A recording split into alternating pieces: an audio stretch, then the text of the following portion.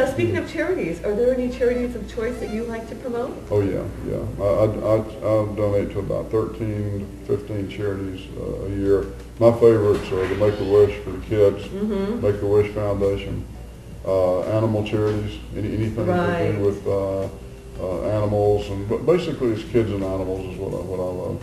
I'm heavily involved with Bobby Kennedy and the Save the Oceans, you know, the Waterway Alliance, where they're cleaning up the waterways of the U.S. and Canada. Right. I'm heavily involved in that one. And how many pets do you have? I know I've seen a few of your cats. Well, I got 4 dogs and 2 cats, and what else we got around here? I got 2 secretaries. And, so, with all your traveling around the world and everything, are there any politicians or celebrities that have really impressed you? Oh yeah, lots of them. Lots like, of them. Did you ever meet Madonna? They all did. No, never met Madonna. But Paul McCartney, I know you met him. Yeah, Paul, and I guess just bunches, you know. I mean, and some of them are nice, and some of them aren't nice. You know, I hate arrogant people, and many people I meet were just super arrogant, and I have no use for them whatsoever. But the ones that are not, they're really, really good friends. People like Burt Reynolds, for instance, Julio Iglesias, I mean, just some of the nicest guys you ever meet. Unfortunately, I've had a lot of my friends have passed on, you know, like Sam Kinison, like Benny Hill was a really good friend, and he came over many times. He was trying to make it here. When he died that Easter Sunday, he was trying to make it to come to our pageant. You know, having the pageant, you meet a lot of celebrities, and Wolfman Jack, another example, great guy, great guy. And it just goes on and on and on. I could name 1,000 of them.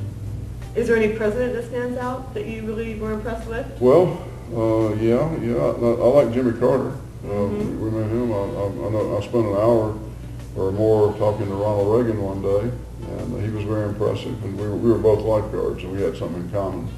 And I met with him. He was the most secure president I've ever met. I mean, not only secure in his own person, but also his office sat at the top of the Secret Service building in Century City in Los Angeles. So you had to go through 30 floors of Secret Service to get to his office at the top, you know. Was Nancy always by his side? She was some of the time, but not always, no, not always. And I love that color red she started, Nancy Reagan red, because I love red too. Now, if you could change places with any person, famous, dead or alive, is there anyone that you would love to change? I mean, you've got a wonderful life, but is there anyone that you would... I've never been asked that question before. I've never even thought about it. It's kind of like a Barbara Walters question. Thanks, Barbara. I've stumped him. Yeah, you did, really. You did. This is one I had to think about for a while. Golly. Well, we can come back to that. Okay. Well, let me ask you something. Maybe Jacques Cousteau or somebody like that. Oh, you know? Okay, yeah. Because you're really into the ocean and everything. Yeah. So, environmental. So some fun questions. Do you prefer blondes or brunettes? Well, definitely blondes. I was sitting right here with 2 blondes. That's true. Good answer. Good answer. I better not say anything different. And boxers or briefs? Well, I wear briefs, but I think boxers would be better in my case. Probably long pants. With my knee injury, I got a bad knee injury right here. Probably better just to keep that hidden.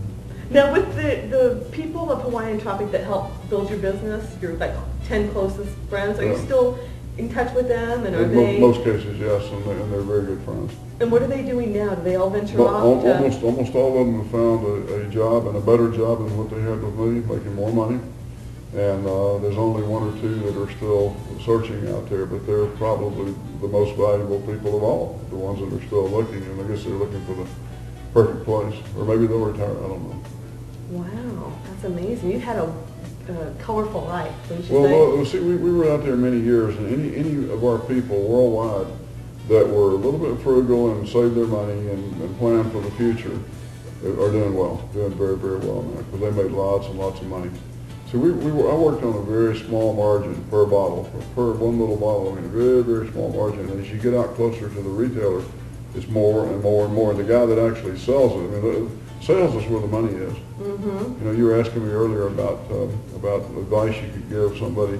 Right. You know, look ahead. But sales is definitely two items are the key items: the jewelry and the cosmetics. Those are the 2 most profitable items in the world. And you just look ahead and look behind you and see what happened behind you, and plan ahead. That's the way to go at it. Great. And save your money, right? And save your money. Well, at what point did you know that you made it? Is that when you were able to quit your day job type of thing? No, I gave up my school teaching check, you know, that I got every week. And I about panicked when it happened. I had no check. I'm going, oh my God, how am I going to pay for my vegetable beef soup? But that's about what I was eating at the time. Campbell's, right? Campbell's vegetable beef. Yes, I lived on Campbell's vegetable beef soup, and it's good. I still think it's good. I made it. When I grew up in junior high school in Asheville, North Carolina, at Little David Miller Junior High School, there was a kid that I was friends with, and he was a big junior achievement guy. You know what junior achievement is? Uh-huh. Well, I wasn't a member of Junior Achievement. He kept bragging to me, showing me these brochures and all these things. And he was a big Wachovia Bank fan. And he was going to go to work for Wachovia. He probably owns it now, most likely. But he was so gung-ho. Well, when I found my name, one of my fellow school teachers found my name in the Junior Achievement book as an example of a success, that's when I knew I'd made it. Yes. Absolutely. Did you even know that it was in there? No. They brought that book to me, and I looked at it like, my God, my name's in there. I can't believe it. Yes. Wow. You really have. You need to write a book. Well, the book's in the works, and also, believe it or not, the movie's in the works too. Oh, that's I've got a famous producer-director in Los Angeles who's been hounding me to put together a lot of materials and ideas. Well, there's things that happened. You know, I write down everything I can think of. I remember all the funny things that happened in the past, and they'll probably do a made-for-TV short movie. And who would you like to play you? Like Tom Cruise or? No. No. It'll be somebody like John Boyd, somebody like that. You know. And you have a lot of elaborate parties too, where you invite celebrities to them also, right? Yeah. We have two big parties a year. We do a Halloween party, and then we do a Christmas party. And of course, the Christmas party is all dressed up in tuxedos and drinking champagne, eating lobster, and all the nice things. And the Halloween party is just the opposite. It's just I don't even let them in the main house. We're out here, and it's the biggest cleanup mess you can imagine at the end of the night. And fights break out, and we have to have our bodyguards here, and our not bodyguards, but our bouncers and so on. So it's a one night affair. Each one of them is a one night affair. But the Christmas party is very elegant and very nice. Yeah, you'll have to put me back on that invite list. Well, somehow I fell off. You should. How'd you? I don't know. I got invited once. And okay, Amanda, put her it. back on. Put her back on right now. And just to say, I've come to the Halloween parties and I've never seen a fight break out. But I probably leave around midnight. Well, you're probably the reason that when you left, that's probably the reason. They're fighting over me, of course. Of course. All right. Well, thank you, Lon, so much for taking the time out to give us a wonderful interview. Everyone wants to know all about your wonderful life now. Now they can. So, and be sure to watch more Alive and Kickin' on www.reditv.net. You want to click on Florida and then click on number 2 for the Alive and Kickin' shows. We'll look forward to watching more of you promote your wonderful new Sterling models international. You'll have to have a pageant for this for sure. Oh, we will. It'll eventually happen. All right. Well, thank you.